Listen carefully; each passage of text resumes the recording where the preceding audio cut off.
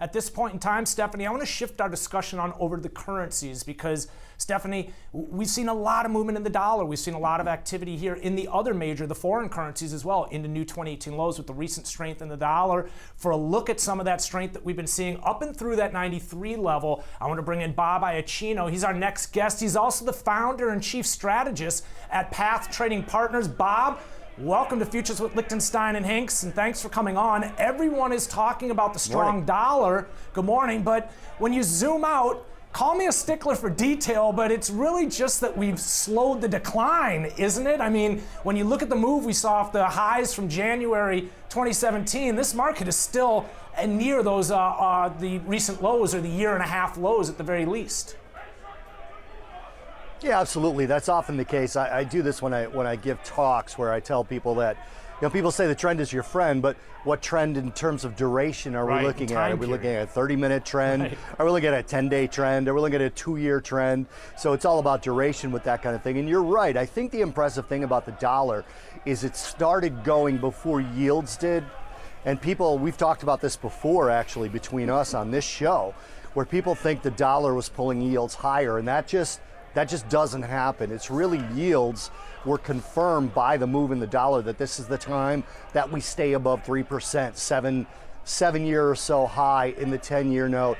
That 2-year note high that we saw that was about a 10-year high, that stuff's all moving. And an interesting thing about rates, Ben, that I'm not sure if you guys noticed or not, when I was on last week, we talked about 100% probability of a June rate hike. Mm-hmm. Well, the probability of a 25 basis point June rate hike has actually fallen now. It's 95% instead of 100.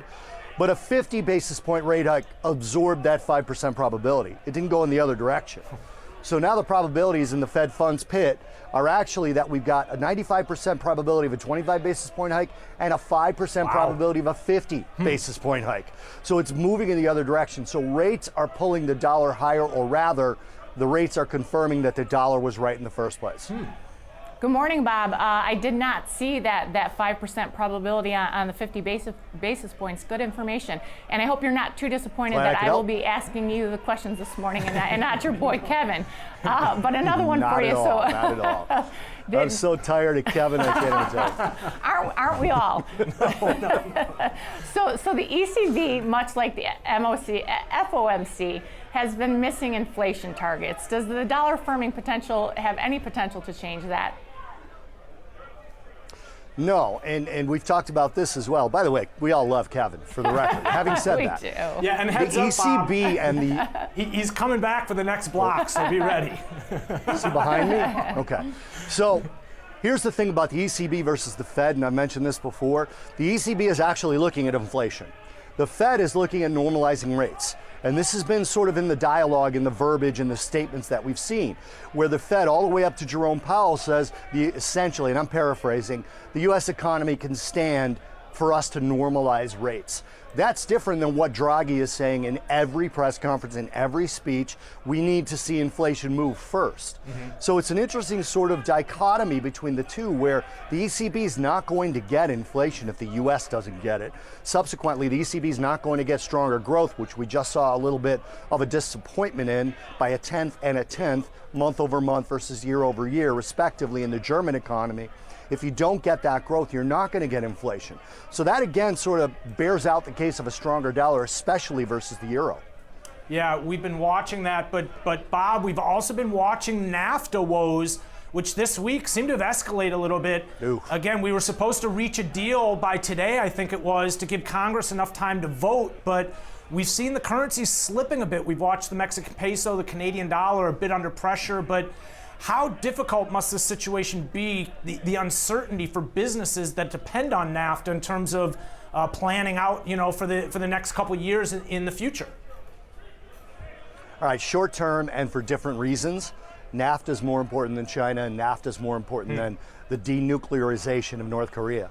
But those seem to have taken the front seat, with NAFTA taking the back seat. And I think, again, I'm hoping anyway, that that's a little bit more of a negotiation ploy than anything, where the executive branch kind of stepping back and going, okay, you don't want to give us any of the things we want. We're going to back up and work on these issues. You guys think about that a little bit. Okay, you need to miss us. And it's overall bad. I do think it's going to get done. It just was concerning if you would have asked me a month ago which is going to get done first. North Korea is going to give up nuclear weapons or NAFTA is going to get done. I would have said NAFTA gets done first, second, and third before any of that happens. Doesn't mean that's the way it's going to play out. I think we're going to get a surprise on NAFTA at some point, but it's a negative, and you can't be long the Canadian dollar, you can't be long the Mexican peso with the way this is going, especially when you see Steve Mnuchin, Treasury Secretary Steve Mnuchin, put his entire focus on China and move away from NAFTA, which is at least the perception we're getting from the bits and pieces they're giving to the media. Thanks, Bob. In about 3 minutes, we have jobless claims coming out. What are your thoughts on that number and how it may impact the markets? Well, I think jobless claims only starts to take a front seat to overall market movement about 2 weeks after non-farm payrolls, which were just about there.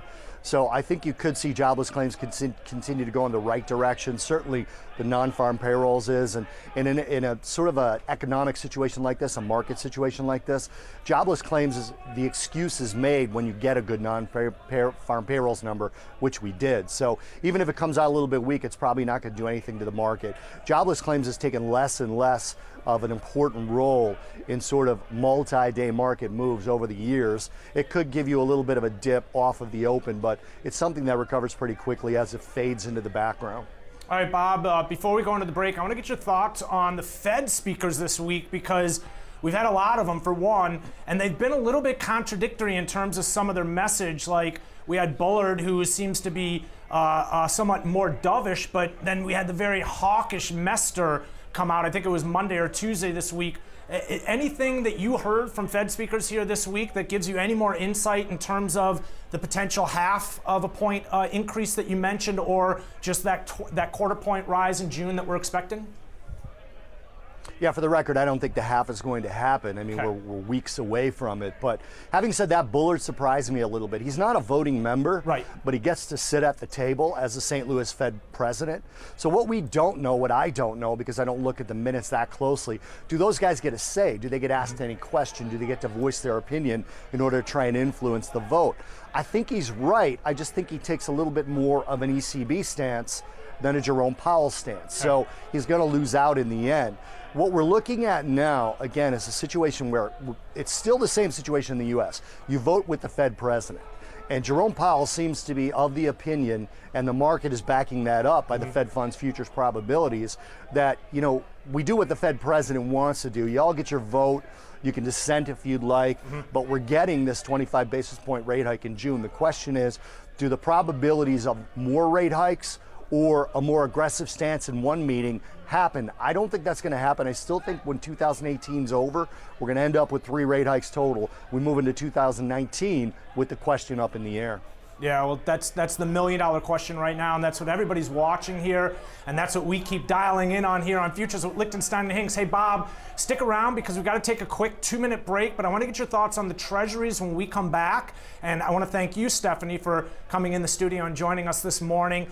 Traders, we're going to be right back after this short break. More with Bob Iaccino, the founder and chief strategist at Path Trading Partners, when we come back with more Futures with Lichtenstein and Hinks.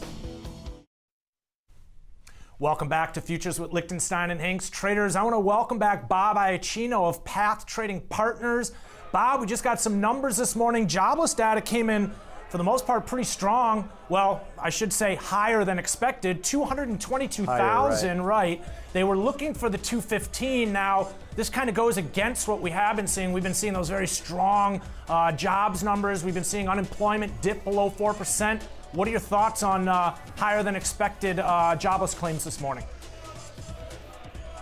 Again, like I mentioned before the break, not much of a mover at all. I saw the S&P go down maybe less than a handle and then pop back up. Interesting thing is that we're looking at a number that doesn't really move the moving average much, and we're still hovering near the lows. So a little bit of a non-event for me just because it wasn't a dramatic miss. And when you get a week-to-week number, Ben, you know this, when you get a week-to-week number, the miss has to be huge. Yeah. All right, Bob, it's Kevin Hinks back in the studio. By the way, I heard your comment, and, you know, if I had feelings, they'd be hurt, but as you know, I don't have any feelings, so it doesn't matter.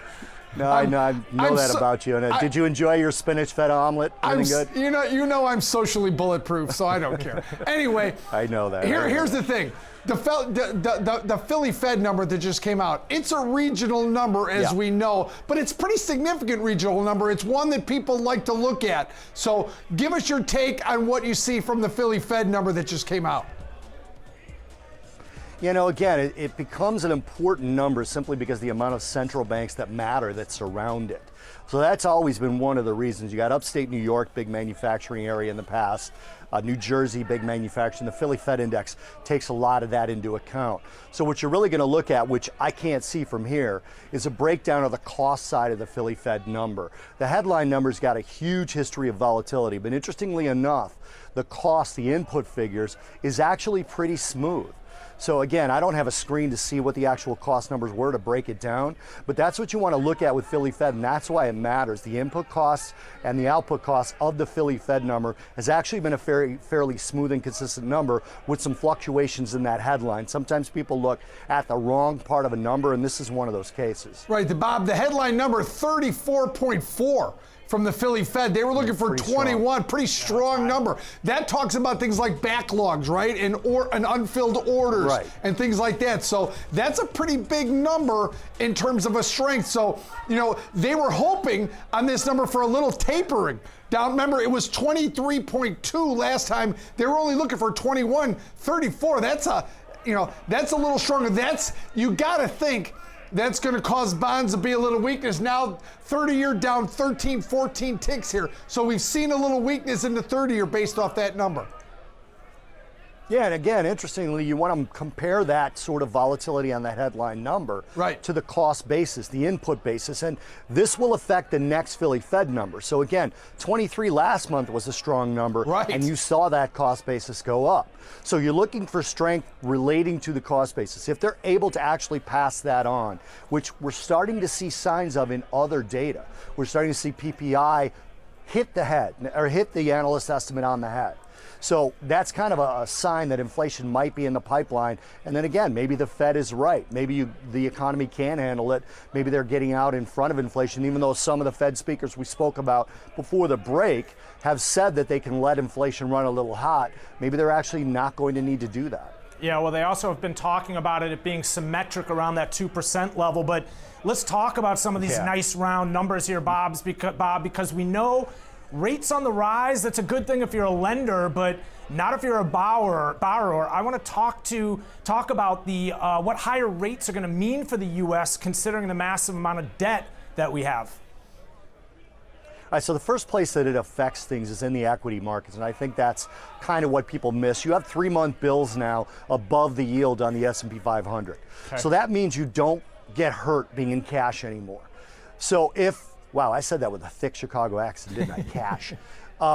When the S&P starts to get hit and you sit in cash, you're not struggling with a 1.8%, 2-year note, a 1.8%, 3-month bill rather, I should say. You're not suffering as much. So there's an alternative to equities, which hits the equity markets. Now, overall, we're going to see a little bit of a push into housing. People have been looking at maybe a house they've got their eye on, wondering if they should lock it in. We'll see that, then we'll see a dip in that.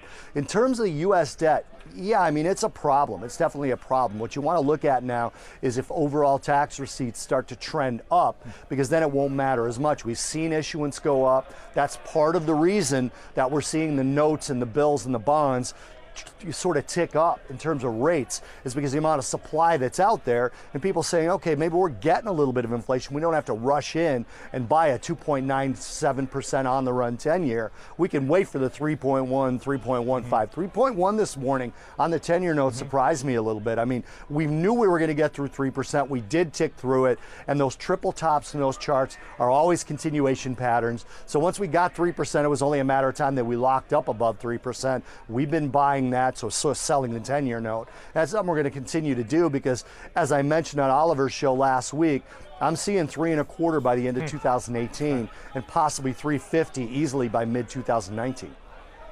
Hey, Bob, the fact that yields have crept up here, now you're right, as we sit here today, 3.1%, yet E-minis, indices keep kind of chopping and working their way higher. isn't this really just an overall trading market that's getting comfortable with 3% yields?